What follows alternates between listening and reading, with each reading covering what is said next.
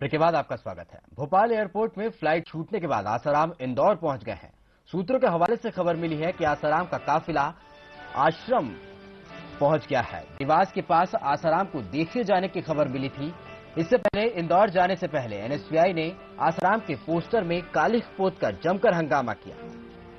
तो आपको बता दें कि आसाराम के इंदौर पहुंचने की खबर मिल रही है। हालांकि फिलहाल उनकी लोकेशन का कुछ पता नहीं चल पा रहा है। लोकेशन पर स्पष्ट रूप से कोई भी जानकारी किसी के पास नहीं है। हालांकि यह खबर मिल रही है कि आसाराम कल रात इंदौर के लिए निकले थे। उन्हें रात लगभग 9:30 बजे के करीब देवास के पास देखा गया था।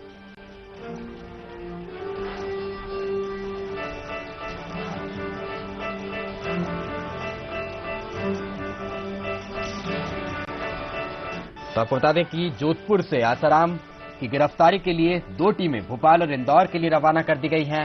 ये कयास लगाए जा रहे हैं कि आज आसाराम की गिरफ्तारी हो सकती है। आपको बता दें कि कल 30 तारीख थी और कल आखिरी दिन था आसाराम के जोधपुर पुलिस के सामने पेश होने का, जिसके बाद आसाराम जोधपुर नहीं पहुंचे। उसके बाद से ही आसाराम को गिरफ्तार करने के लिए 2 टीमें इंदौर और भोपाल के लिए रवाना कर दी गई।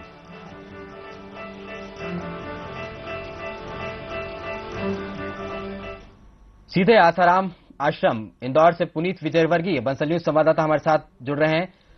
पुनीत, सीधा सवाल यहां पर यह उठ रहा है कि आखिर कहां है आसाराम? क्या कुछ जानकारी उनकी लोकेशन के बारे में मिल रही है? अपडेट जानना चाहेंगे। जी दीपेश, आपको बता दें, जैसा कि आपने हमारे दर्शकों को बताया कि कल रात को आसाराम को देवास टोल नाके पर देखा गया। उसके बाद से आसाराम की स्थिति अभी तक क्लियर नहीं हो पा रही है। इस वक्त हम खड़े हैं आसाराम बापू के आश्रम पे, जहां आप मेरे देख सकते हैं कि आश्रम पे किस तरह से लोगों का जमावड़ा लगा है। पुलिस यहां पहुंच चुकी है। पुलिस की गाड़ियां यहां पर मौजूद है, सीएसपी की गाड़ी मौजूद है, भंवरकुआ पुलिस यहां मौजूद है और कयास लगाया जा रहा है कि जोधपुर पुलिस भी आसाराम की गिरफ्तारी के लिए इंदौर के लिए रवाना हो चुकी है। लेकिन अभी तक इस पूरे मामले की पुष्टि नहीं हुई है। दीपेश, संभावना जताई जा रही है कि आसाराम जी इस आश्रम के अंदर ही है, क्योंकि इस आश्रम के अंदर अभी इस वक्त लगभग 5 से 6 हजार लोग मौजूद हैं, जो कि उनके भक्त बताए जा रहे हैं। ये जो बाहर लोग खड़े आपको दिखाई दे रहे हैं, ये भी उनके भक्त हैं। और जिस तरह से कल भोपाल में हंगामा हुआ, उसी तरह का हंगामा आज इंदौर में भी होने की संभावना जताई जा रही है। काफी सतर्कता यहां पर बरती जा रही है और यदि पुलिस उनको गिरफ्तार करने के लिए यहां पहुंचती है तो पुलिस से भी 2-2 हाथ करने के लिए ये जो जितने भी उनके श्रद्धालु और भक्त लोग हैं वो नजर आ रहे हैं। दीपेश जी पुनीत, वही एक बड़ा सवाल यहां पर यह खड़ा हो रहा है, जैसा कि आपने बताया कि 5 से 6 हजार समर्थक आसाराम बापू के वहां पर मौजूद हैं। और ये बात भी सूत्रों के हवाले से यह खबर भी मिल रही है कि आसाराम ने अपने समर्थकों को इंदौर बुलाया है। आखिर एक बड़ा सवाल यहां पर यह खड़ा हो रहा है कि कौन सा पैतरा आसाराम यहां पर आजमाने जा रहे हैं।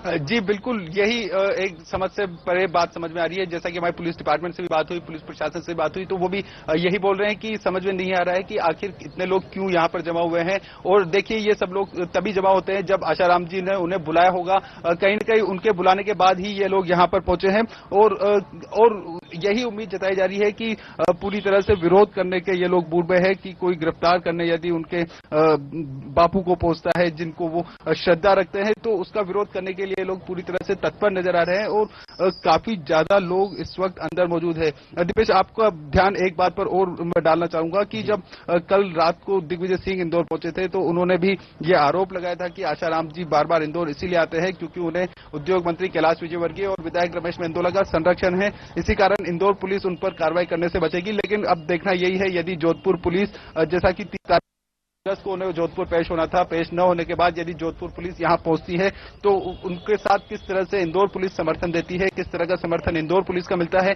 यह भी एक देखने वाली बात रहेगी। वही पुनीत, लगातार आसाराम बापू पर खतरे के बादल मंडराते जा रहे हैं। यह देखने वाली बात होगी कि आज किस तरह की कार्रवाई होती है। आखिर जोधपुर पुलिस उन्हें गिरफ्तार कर पाती है या नहीं। खबरों पर लगातार आप बने रहिए, हम आपसे अपडेट लेते रहेंगे। बहुत बहुत शुक्रिया इस तमाम जानकारी के लिए। इससे पहले आसाराम भोपाल से निकलने के लिए एयरपोर्ट पहुंचे, लेकिन उनकी फ्लाइट छूट गई और आसाराम वापस आश्रम लौट गए। अब जो 2 तस्वीरें आप देख रहे हैं वो भोपाल एयरपोर्ट की है। पहली तस्वीर एयरपोर्ट के अंदर जाने की है और दूसरी तस्वीर एयरपोर्ट से बाहर निकलने की है। आसाराम जब एयरपोर्ट से निकले तो उनके समर्थकों ने तस्वीरें खींचने वाले मीडिया कर्मियों पर हमला बोल दिया। समर्थकों की गुंडागर्दी इस कदर रही कि एक न्यूज चैनल की लाइव टेलीकास्ट करने वाली ओवी वेन को भी क्षतिग्रस्त कर दिया गया। अखबारों के फोटोग्राफरों के कैमरे तोड़ने की भी कोशिश की गई। तो आपको ये बता दें कि कल आसाराम बापू शुक्रवार का पूरा दिन भर का प्लान उनका रहस्यमय तरीके से बदलता रहा। गुरुवार दिन भर आसाराम बापू को लेकर जो घटनाक्रम हुआ, आइए आपको दिखाते हैं कैसा रहा और क्या कुछ रहा इस पूरे घटनाक्रम। गुरुवार को भोपाल पहुंचे आसाराम बापू ने जो बयान दिया था वो उससे ही पलट गए। आसाराम ने भोपाल एयरपोर्ट पर कहा कि वो जोधपुर पुलिस से किसी तरह की मोहलत नहीं मांगेंगे। अब समय मैं नहीं मांगूंगा, मैं तो तैयार हूं। मैंने तो पहले कहा था मैं जेल जाऊंगा, तो वहां भी वैंकुट है मेरे। शुक्रवार को उन्हें जोधपुर पुलिस के सामने पेश होना था, लेकिन आसाराम भोपाल आश्रम से ही नहीं निकले, जबकि उनकी फ्लाइट का टिकट भी कंफर्म हो चुका था। आसाराम तो सामने नहीं आए, लेकिन उनके बेटे नारायण साईं मीडिया से मुखातिब हुए और कहा कि बापू की तबीयत खराब है और जैसे ही वो ठीक होंगे जांच में सहयोग करेंगे।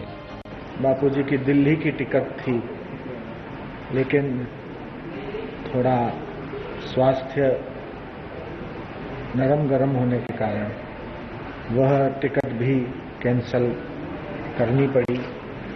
जैसे ही थोड़ा स्वास्थ्य में सुधार होता है, वैसे तो ठीक ही है, लेकिन संदेश ये भेजा है भारत भर के सभी भक्तों को, साधकों को कि वे चिंता न करें और बहुत ही जल्दी ठीक होकर और जो भी जांच हो रही है उसमें सहयोग करेंगे और इसके खुलासा वगैरह जो है वो करेंगे।